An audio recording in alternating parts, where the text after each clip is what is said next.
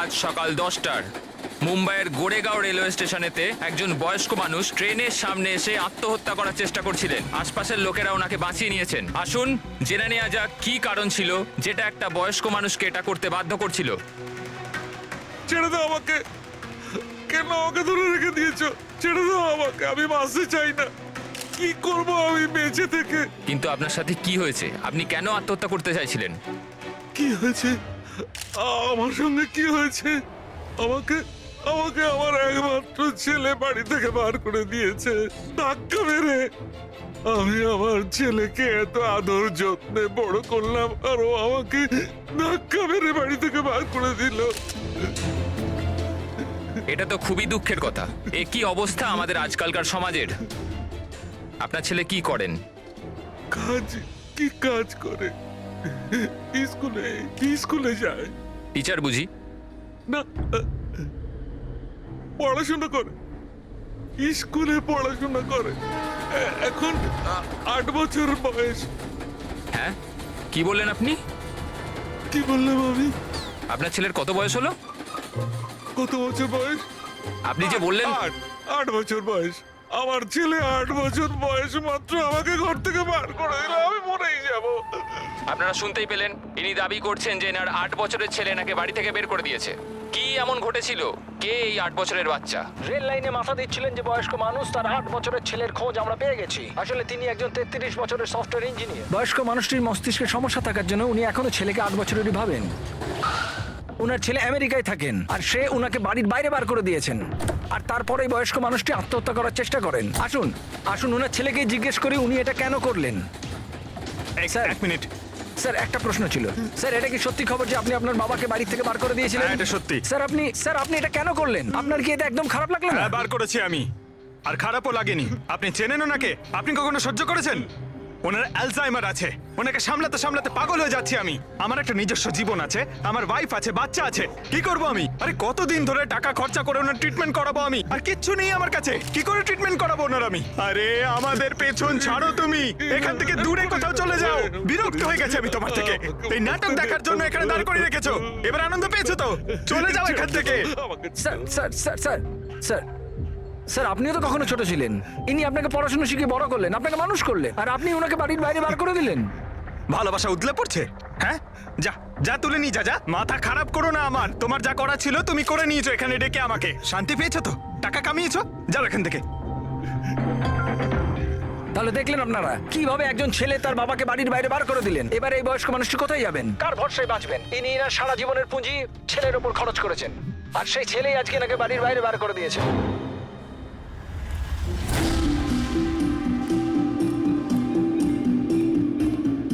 সুন্দর সুন্দর বেলুন আছে, বাড়ির বাচ্চাদের জন্য নিয়ে যান। বেলুনওয়ালা এসে গেছে, বেলুনওয়ালা। এই যে ম্যাডাম, বেলুন বেলুন নিয়ে নিন, নিয়ে যান। হ্যালো, বেলুন বলবেন, বেলুনওয়ালা। বেলুন বেলুন নিয়ে যান, বেলুন। বেলুন নেবে নাকি বাবা? বেলুন নিয়ে যাও। নেবে বেলুন?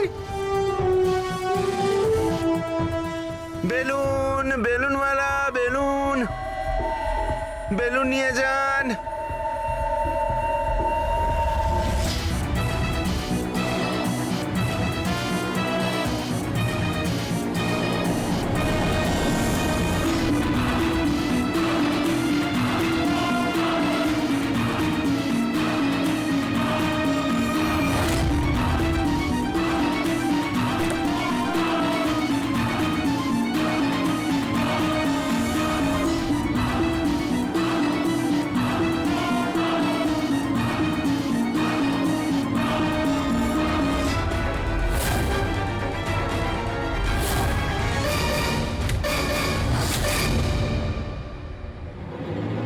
স্যার, স্যার, একজন অন্ধ বিল্ডিং এর দিকে আসছে।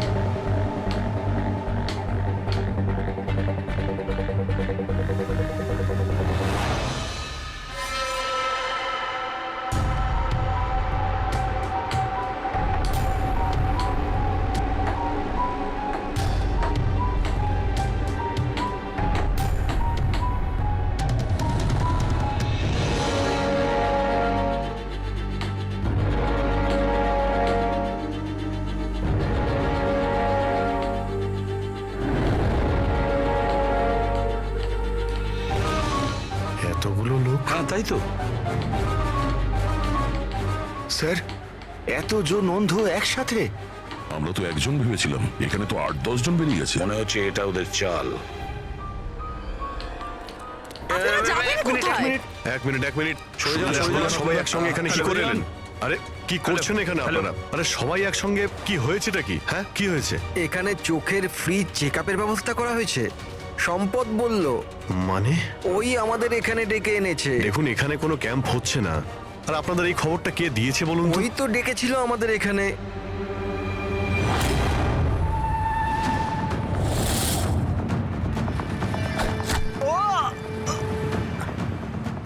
পঙ্কজ! পঙ্কজ! পঙ্কজ? পঙ্কজ? আরে ওই তো ধরো ওকে। চল পঙ্কজ।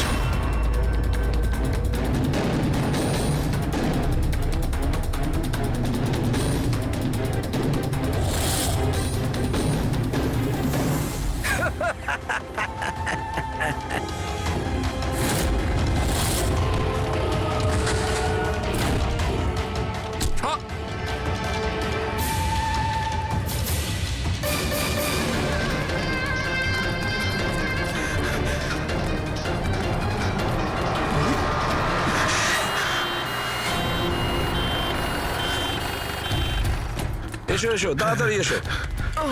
পঙ্কজ তোর কিচ্ছু হবে না। কিচ্ছু হবে না। পঙ্কজ! একে অ্যাম্বুলেন্সে নিয়ে যাও।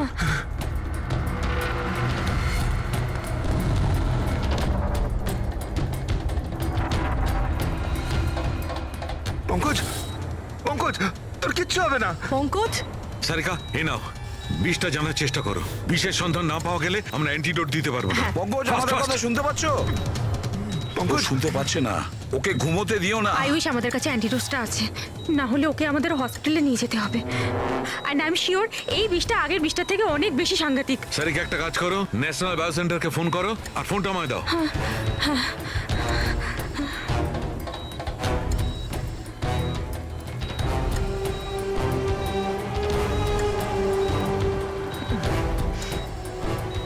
Pankaj, don't worry Pankaj.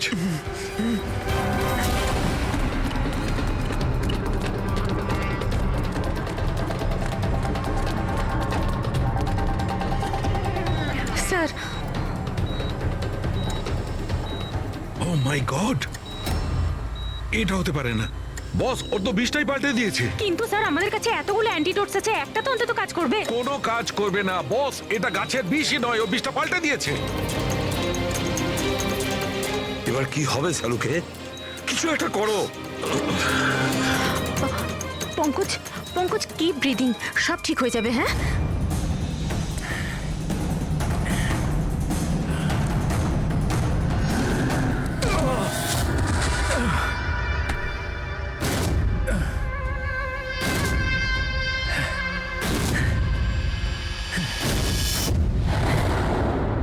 Sir, আমার নাম মদন। এসব তুমি করেছো? কেন আমার পেছনে পড়ে আছো? আমি যেটা করেছি ঠিক করেছি। তুমি বলছো এগুলো করে ঠিক করেছো? আমি শুধু খারাপ লোকেদের শাস্তি দিয়েছি। যারা নিজেদের বাবা মায়ের খেয়াল রাখে না, তাদের বেঁচে থাকার কোনো অধিকার নেই। যখন আমার মায়ের মৃত্যু হয়েছিল, আমার দুনিয়া শেষ হয়ে গেছিল। ওই সময় তখন থেকেই আমি এই সংহতি বৃদ্ধাশ্রমে শুরু করেছি। স্যার, ওখানে যত বয়স্ক বাবা মা আসেন না, সব তাদের সন্তানের কাছে অত্যাচারিত। এটা দেখে আমার মাথায় রক্ত উঠে যায়। আমি সেই সময় সিদ্ধান্ত নিই যে এই সবগুলোকে আমি শাস্তি দেব। সেই জন্য এদের মেরে দিই। আমি কি ভুল করেছি? আমি কিছু করুন স্যার, কিছু করুন স্যার। কিচ্ছু করতে পারবো না যতক্ষণ না ওই বিষটা কম্পোজিশন জানতে পারছি। ফ্রেডি, আমরা কিচ্ছু করতে পারবো না। যদি ভুল অ্যান্টিডোট দেওয়া হয় তাহলে আরো বেশি ক্ষতি হবে ভাই। স্যার, স্যার পঙ্কজের অবস্থা তো খারাপ হচ্ছে আরো। স্যার পালস পড়ে যাচ্ছে, হসপিটাল নিয়ে যেতে হবে। হসপিটালে স্যার, কিচ্ছু হবে না, আমাদের হাতে অত সময় নেই টেস্ট করার মতো। যতক্ষণ না এই বিষটার অ্যান্টিডোট পাচ্ছি। পঙ্কজ! হ্যালো, হ্যাঁ স্যার, হ্যাঁ স্যার, ধরা পড়েছে স্যার। খুনি মদন। হ্যাঁ, বিষ? হ্যাঁ আমি জানছি স্যার। কখনো জানতে পারবে না তোমরা, কখনো জানতে পারবে না তোমরা। ওরা শাস্তি পাবে, ওরা শাস্তি পাবে। আরে এই! ও নো। মদন মদন মদন তাড়াতাড়ি অ্যাম্বুলেন্স ডাকো, তাড়াতাড়ি। না স্যার, কোনো লাভ নেই। আমার কাজ হয়ে গেছে স্যার। মেনে নিচ্ছি তুমি ওদের সাথে যা কিছু করেছো ঠিক করেছো, কিন্তু তুমি যাকে ওই বিষটা দিয়েছো ও নির্দোষ, ও নিরপরাধী, ও কিচ্ছু করেনি। ওই বিষটা কি বলো? হ্যাঁ BTX।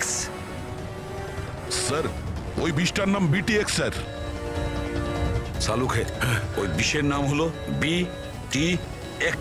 ঠিক আছে পঙ্কজ, কিছু হবে না। নার্ভাস হয়েও না, কিছু হবে না। দেখো কিছু হবে না। ওকে চোখ বুঝতে দেবে না। মদন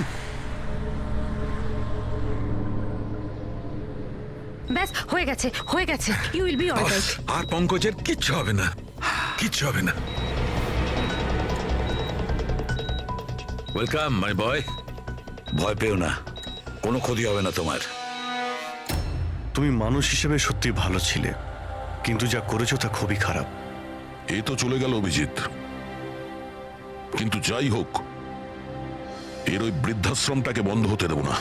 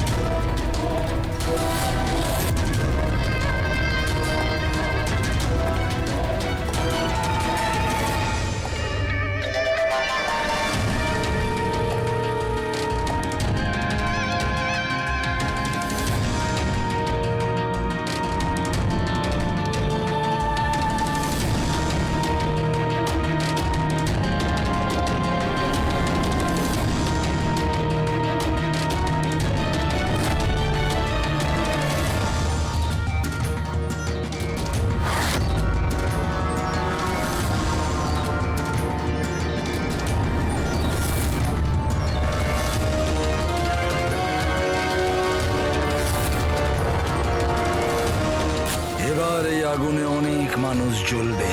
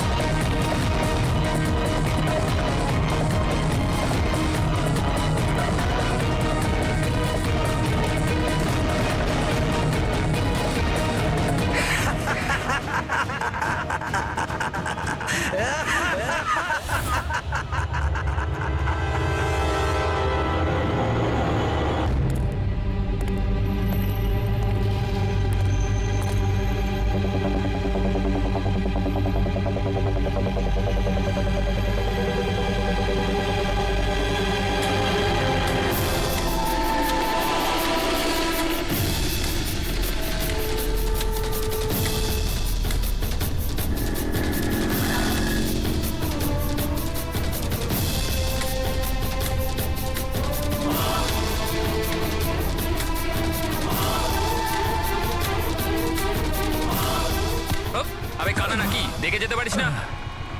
অন্ধই আমি ভাই। আরে আরে ভাই, সরি আরে সরি, আমার লাঠি। আমি বুঝতে পারিনি। আপনার এইভাবে বাইরে বেরোনো উচিত নয়, আপনার আঘাত লেগে যেতে পারে তো। ক্ষমা করবেন, আমায় আর একটু সচেতন হতে হবে। ঠিক আছে ঠিক আছে, সাবধানে যাবেন। আগে আগে। আপনি যেতে পারবেন না, আমি ছেড়ে দিয়ে আসবো। না না, আমি চলে যাব। ঠিক আছে। Thank you.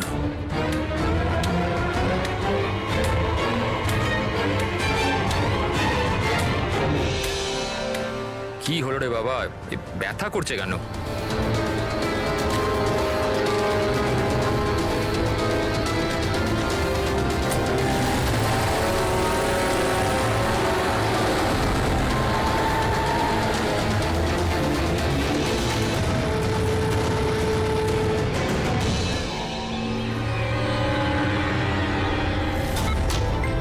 কিচ্ছু হবে না, কিচ্ছু হবে না তোমার। তুমি তুমি তুমি স্থির থাকো। পা ধরো, পা ধরো। Doctor injection, fast, quick. Doctor injection দাও তাড়াতাড়ি।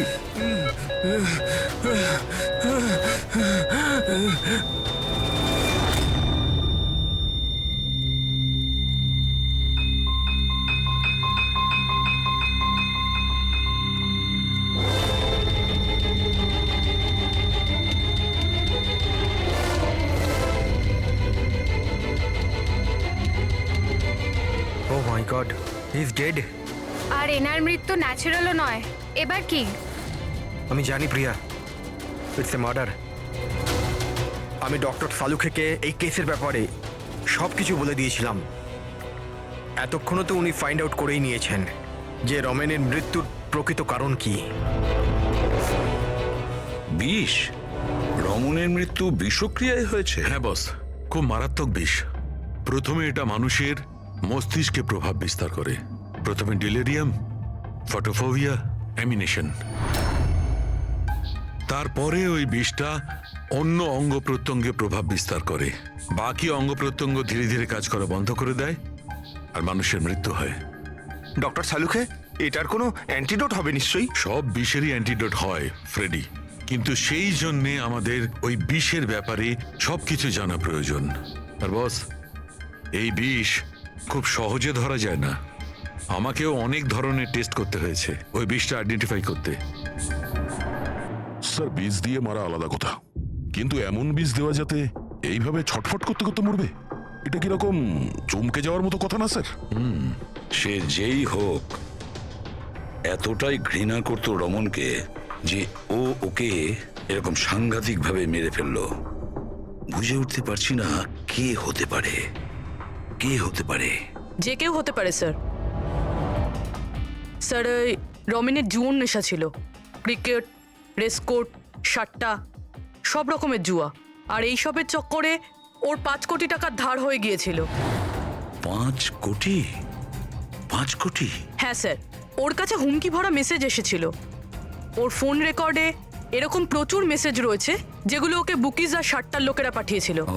এই দেখুন। স্যার, হতে পারে যে এদের মধ্যেই কারুর হুমকি সত্যি হয়ে গেছে হয়তো।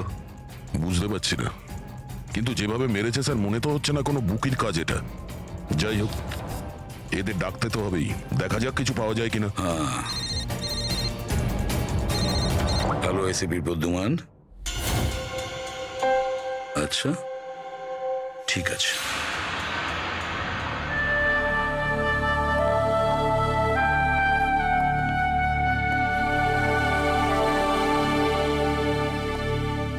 আপনি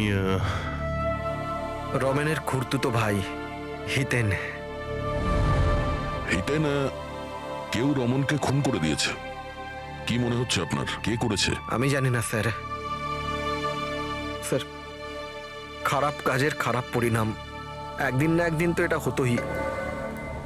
এবার কে করলো, কিভাবে করলো সেটা তো জানি না স্যার, কিন্তু এতজনের সাথে শত্রুতা, এত টাকা ধার, ওদের মধ্যে কেউই হয়তো। স্যার, আচ্ছা, আপনি ছাড়া পরিবারে আর এর কে কে আছে? মা আছে ওর, কিন্তু এখন উনি কোথায় আছেন সেটা আমি জানি না। আচ্ছা ঠিক আছে, আমাদের ইনভেস্টিগেশন এখনো চলছে, তো বডিটা এখন আমাদের কাছেই থাকবে। আপনি আপনার নাম্বারটা ওখানে লিখিয়ে দিয়ে যান, প্রয়োজন পড়লে আপনাকে কল করে নেব। ঠিক আছে স্যার। Thank you.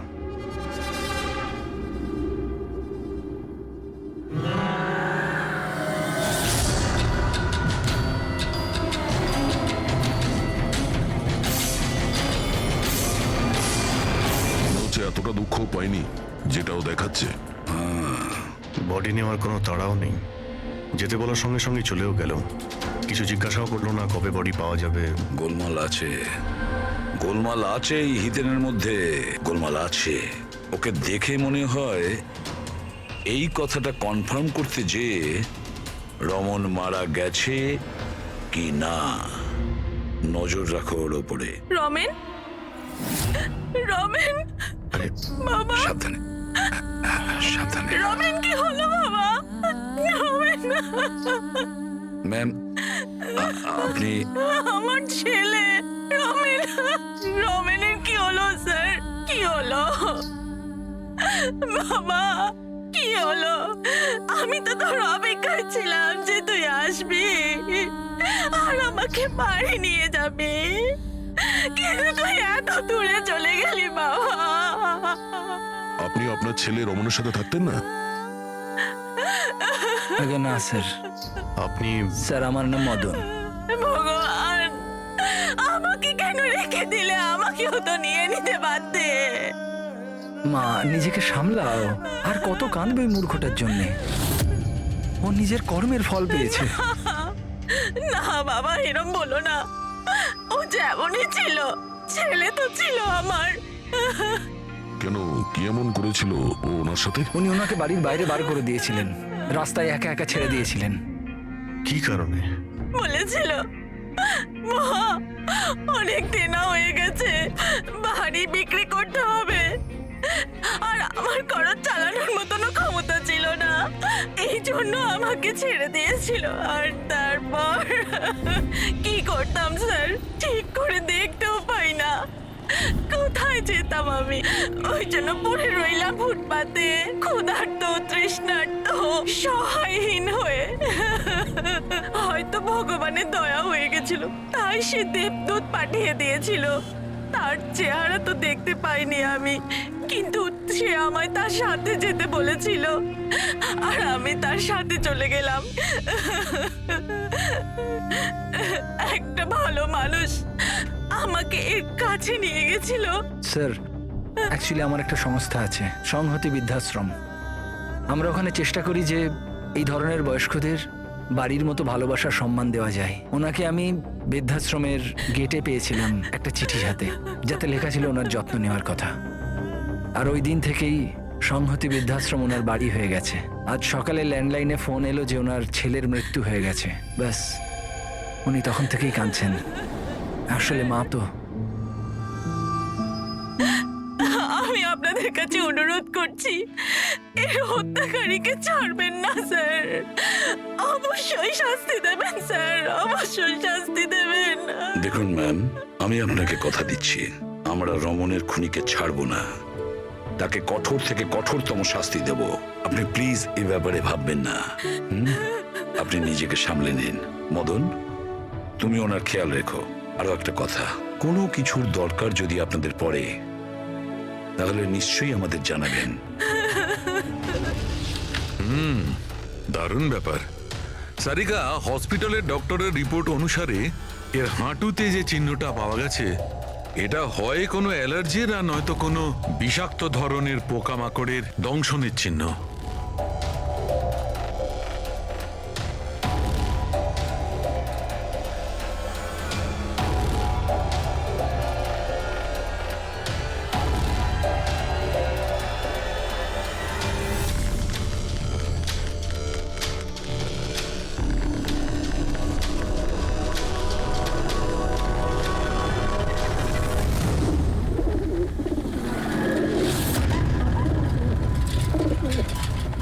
স্যার, এই হিতেনের হাবভাব কিন্তু ভালো ঠেকছে না।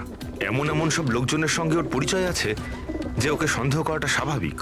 আরও একটা কথা স্যার, কয়েকদিন আগে এই রামানকে বাড়ি থেকে বের করে দিয়েছিল, আর এখন রামানের মৃত্যুর পর ও ওর প্রপার্টিতে কবজা করার চেষ্টা করছে স্যার। স্যার, 1 মিনিট এদিকে আসবেন প্লিজ। স্যার, আমি ওর স্কিনে না কিছু অদ্ভুত জিনিস দেখছি।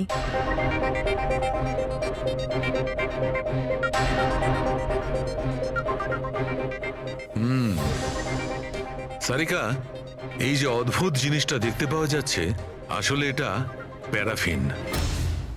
প্যারাফিন?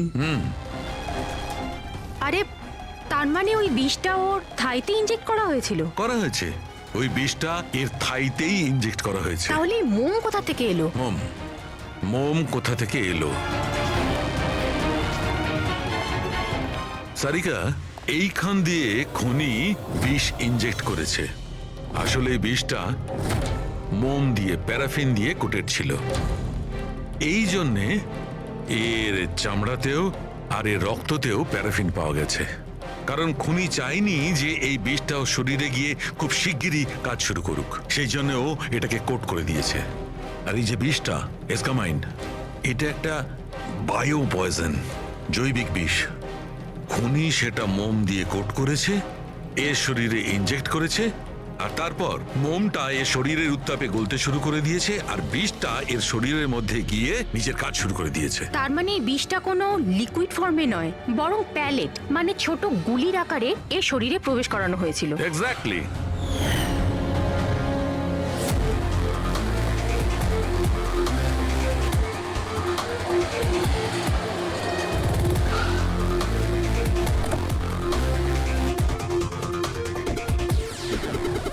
এই হলো সেই কনস্ট্রাকশন সাইট যেখানে রমন ইঞ্জিনিয়ার ছিল।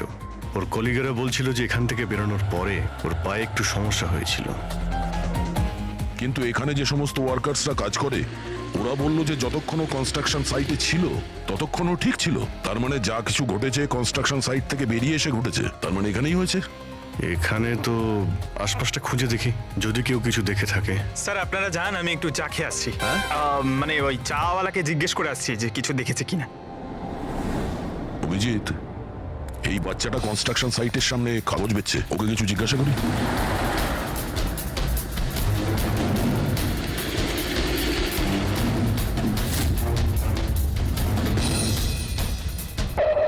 কি নাম বাবা তোমার?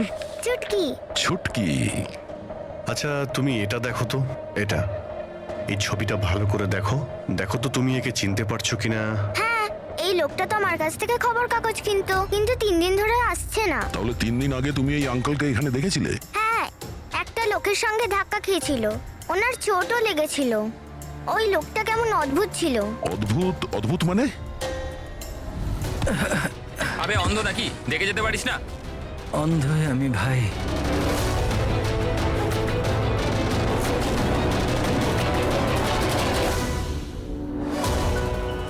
কি হলো ভাই, এত ব্যথা হচ্ছে কেন?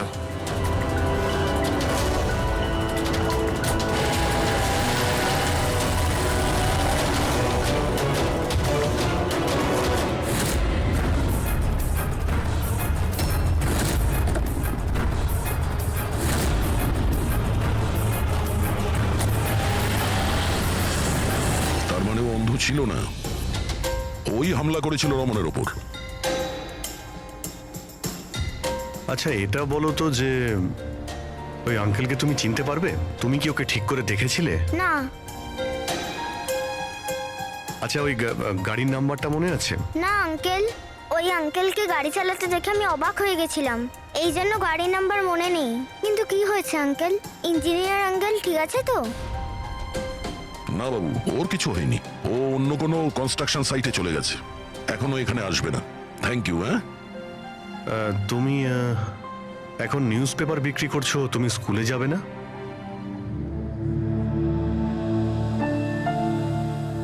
কি ব্যাপার? হ্যাঁ, স্কুল তো যাওয়া উচিত। আর তুমি তো খুবই ইন্টেলিজেন্ট মেয়ে, অ্যাকচুয়ালি প্রত্যেক বাচ্চারই স্কুলে যাওয়া উচিত, আর তোমারও যাওয়া উচিত। কিন্তু স্কুল যাওয়ার জন্য অনেক টাকা দরকার না আঙ্কেল? আমার কাছে টাকা নেই। বাবু, যদি তোমার পয়সা দিতে না হয় তাহলে তুমি স্কুলে যাবে? হ্যাঁ আঙ্কেল, আমি নিশ্চয়ই যাব, আমার পড়তে খুব ভালো লাগে।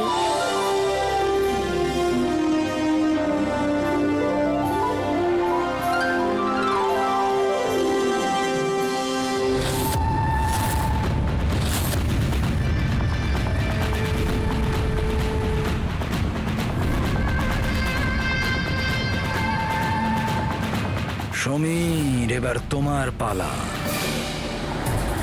হ্যাঁ বলো। ভাই তুমি একবারে বুঝতে পারো না নাকি? দেখো, আমি তোমায় আগেই বলেছি, তুমি যা খুশি করো, আমি ওই ফালতু জায়গার জন্য একটা টাকাও খরচ করব না।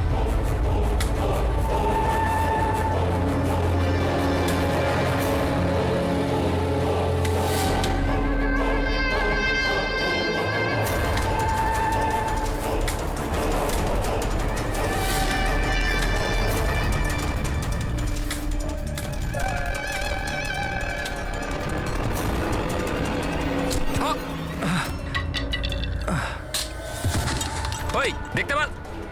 আমার আমার লাঠি। Sorry sorry sorry sorry sorry I am sorry আমার এই তো লাঠি। I am sorry, extremely sorry. আপনার কোথাও লাগেনি তো? আপনি ঠিক আছেন তো? আমি আপনাকে কোথাও ছেড়ে দিই? না না, আমি ঠিক আছি, আমি চলে যাব। আপনি আপনি ঠিক আছেন তো? হ্যাঁ, আমি আমি আমি আমি ঠিক আছি। আপনি সাবধানে যাবেন। হ্যাঁ ঠিক আছে, আপনি সাবধানে যাবেন। ওকে, থ্যাংক ইউ। হ্যাঁ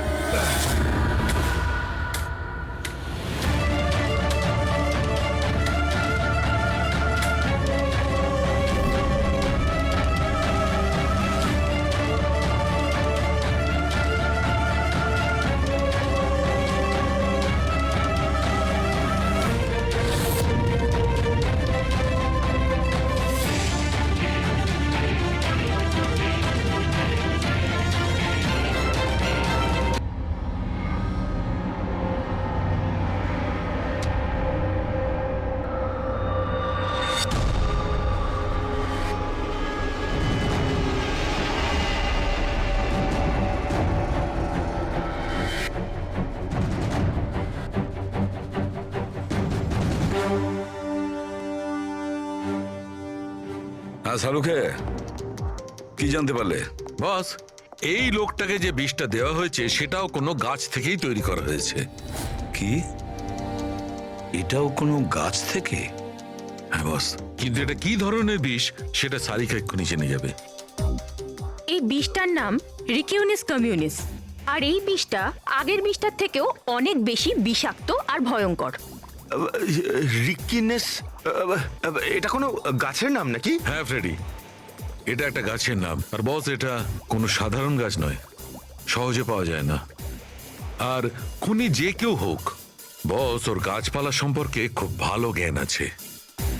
হ্যাঁ হ্যাঁ, সেটাই তো হওয়ার কথা এই গাছের ব্যাপারে। তাই তো। কিন্তু স্যার, এই খুনটার কারণ কি হতে পারে? আমরা তো রামানের খুনের কারণ জানি না, সমীরেরও না, আর দূর দূর পর্যন্ত এদের নিজেদের মধ্যে কোনো সম্পর্কও ছিল না।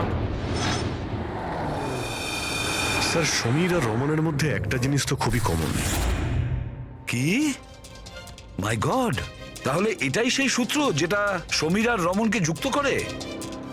তাহলে কি দুজনে একই ভুল করেছে? হ্যাঁ স্যার, রমনের মতো সমীরও তার বুড়ো ক্যান্সার আক্রান্ত বাবাকে বাড়ি থেকে বের করে দিয়েছিল। ওদের ব্যাপারে জিজ্ঞাসাবাদ করতে গিয়ে আমাদের এমন একজনের সঙ্গে আলাপ হয়, যিনি সমীরের বাবাকে খুঁজতে সাহায্য করলেন আর এই কেসটার একটা দিকও খুলে দিলেন। সে কে? স্যার, ইনি doctor Dinesh. Hello sir. Cancer সেন্টারের এইচওটি। সমীরের বাবার চিকিৎসা উনিই করছিলেন। ডক্টর দীনেশ, একটা কথা আমাকে বোঝান। সমীর যখন তার বাবাকে বাড়ি থেকে বের করে দেয়, তাহলে সমীরের বাবা, মানে বলতে চাইছি সমীরের বাবা আপনার ওখানে কিভাবে পৌঁছলো ক্যান্সার সেন্টারে? কেউ ওনাকে হাসপাতাল পৌঁছে দিয়েছিলেন। আমি হাসপাতাল পৌঁছেছিলাম যখন আমি ওনাকে দেখলাম একটা চেয়ারে বসে কিছু বিড়বিড় করছিলেন, হাতে একটা খাম ছিল। আমি জিজ্ঞেস করলাম, আপনি কে? কিন্তু উনি কিছু মনে করতে পারলেন না। আমি ওনার হাত থেকে খামটা নিলাম। টাকা ছাড়াও একটা চিঠিও ছিল, তাতে লেখা ছিল উনি ক্যান্সারের পেশেন্ট, আর আমরা যাতে ওনাকে এখানে ভর্তি করিয়ে চিকিৎসা শুরু করি। অ্যাডমিশনের জন্য যে টাকাটা লাগবে সেটা খামের মধ্যে আছে, আর চিকিৎসার যা খরচ সেটা হাসপাতালের অ্যাকাউন্টে ট্রান্সফার হয়ে যাবে। ওনার বয়স আর অবস্থা দেখে আমি ওনাকে অ্যাডমিট তো করে নিলাম, কিন্তু আমি চিন্তায় ছিলাম যদি টাকাটা না পাওয়া যায়। কিন্তু ভগবানের অনেক কৃপা, পরের দিনই চিকিৎসার সমস্ত টাকা, 10 লাখ টাকা হাসপাতালের অ্যাকাউন্টে ট্রান্সফার হয়ে গেছিল। 10 লাখ টাকা? কে কি ট্রান্সফার করেছে? স্যার 100% খুনি করেছে। স্যার, ব্যাংক ডিটেলস থেকে জানতে পারবো? জানতে পারা গেছে অ্যাকচুয়ালি টাকাটা সমীরের ওয়াইফ রত্না দিয়েছিল। এইসব আমার ভুল স্যার। আমার জন্য সমীরের প্রাণ চলে গেল। আমি ওকে বলেছিলাম বাবার দেখাশোনার জন্য খুব প্রবলেম হচ্ছিল, আর সব সম্পত্তি আর সব আমাদের নামে হয়ে গিয়েছিল। তাই আমি সমীরকে বলে বাবাকে বাড়ি থেকে বের করে দিয়েছি। লজ্জা হয় না তোমার? সমীরের বাবা তোমারও বাবার মতনই, তাকেই বাড়ি থেকে বের করে দিলে। তাহলে এসব করার পরেও ওনার ট্রিটমেন্টের জন্য 10 লাখ টাকা কেন দিলেন? আমাকে কেউ হুমকি দিয়েছিল স্যার যে বাবার চিকিৎসার জন্য 10 লাখ টাকা না দিলে ও সমীরকে আর আমাকে মেরে দেবে। স্যার আমি ওনাদের 10 লাখ টাকা দিয়ে দিয়েছি, তাও ওরা সমীরকে মেরে ফেললো। আর আর এখনো বলেছে যে প্রতি মাসে বাবার চিকিৎসার জন্য 50,000 টাকা না দিলে ও আমাকেও মেরে ফেলবে। কারোর উপর সন্দেহ আছে তোমার? না। ওর ব্যাপারে কিছু মনে আছে? ওর গলার স্বর, কথা বলার ধরন? কিচ্ছু মনে নেই। স্যার প্লিজ আমাকে বাঁচিয়ে নিন। স্যার আমি মরতে চাই না। স্যার আমি বাবাকে বাড়ি নিয়ে আসবো। আমি এখন থেকে ওনার সব সময় দেখাশুনো করব। ওনার কোনো কষ্ট হবে না। স্যার প্লিজ আমাকে ভয় বাঁচিয়ে পাবেন নিন না। Sir please. আপনার কিচ্ছু হতে দেব না, কেমন? পুরবিয়া কাজ করো যে নাম্বার থেকে ওকে হুমকি দেওয়া হতো, সেই নাম্বারটা নাও আর দেখো কোথাকার। আপনি যান। চলুন।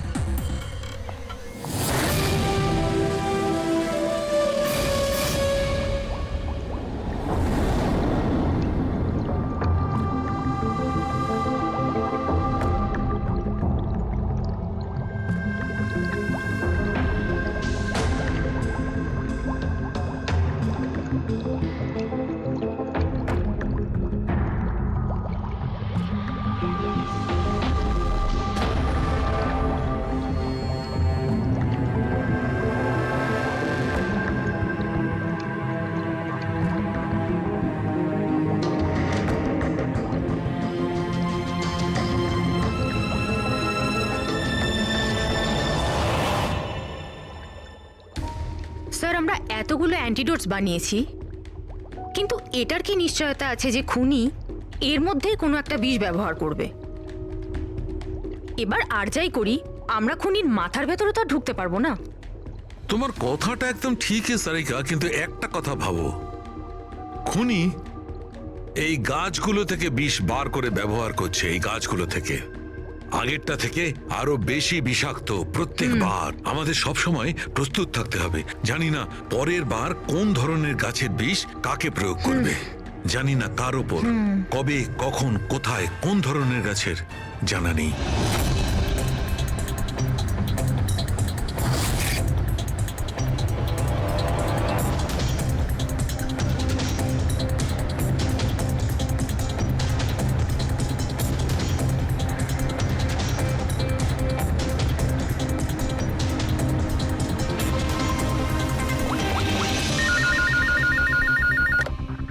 হ্যালো।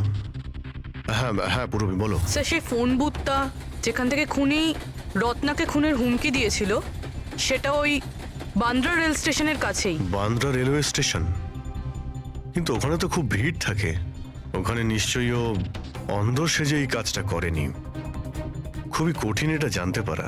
স্যার কেউ কিছু জানে না সেটা ঠিক, কিন্তু একটা বিশেষ ব্যাপার হলো সেটা এই ফোনগুলো সকাল 11টা থেকে 12টার মধ্যে করা হয়েছে। আর রেলওয়ে স্টেশনের কাছে একটা বাস স্ট্যান্ডও আছে যেখান থেকে পুনেতে বাস যায়। পাশেই বাস স্ট্যান্ড আছে, মানে ও ট্রেনে করে যেতে পারে আর বাসে করেও। ঠিক আছে, কোনো ব্যাপার না, দেখছি। ভাইন্দার, তার মানে খুনি মুম্বাইতেই থাকে আর শুধুমাত্র সমীরকে খুন করার জন্যই পুনে গেছিল? তাহলে পুনাও ট্রেনে করে গেছিল, কিংবা বাসে, কিংবা কোনো প্রাইভেট গাড়ি, কিংবা তার নিজের গাড়িতে। সেটাই তো স্যার, খুনি এটা জানতো যে আমরা রত্নার কাছে পৌঁছবই, আর এই কলের ব্যাপারটাও আমরা জেনে যাব। সেই জন্যই ও আমাদের বিভ্রান্ত করছে, আমাদের সঙ্গে খেলতে চাইছে। হ্যাঁ, খেলাই খেলছে। কিন্তু স্যার আমরা খুনি পর্যন্ত পৌঁছবো কি করে? আমাদের কাছে তো ওর বিরুদ্ধে কোনো ইনফরমেশনই নেই, আর আমরা এটাও জানি না যে ওর পরবর্তী শিকার কে হবে। পঙ্কজ, খুনি শিকারের কাছে পৌঁছানোর আগেই আমরা তার কাছে শিকার পৌঁছে দেব।